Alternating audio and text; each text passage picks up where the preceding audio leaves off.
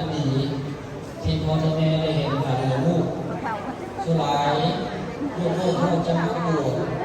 ช่วงจูงพ่อจูงแม่ของประชาโดยที่พ่อที่แม่ไม่เห็นแล้วในเมื่อนั้นแต่เมื่อนี้แตกต่างจากกันและพ่อได้ที่สงหลายความดีนั่นก็คือพ่อได้เห็นลูก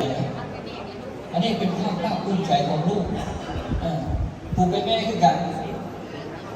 โมเมนต์ภาพบรรยากาศให้ความสดใสนะ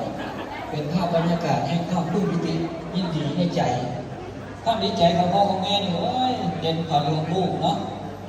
น้ำตาไหลอาบแก้มมาหูเมื่อเนี่ยถ้าว่าน้ำตาไหลในที่นี้ดีใจเนาะ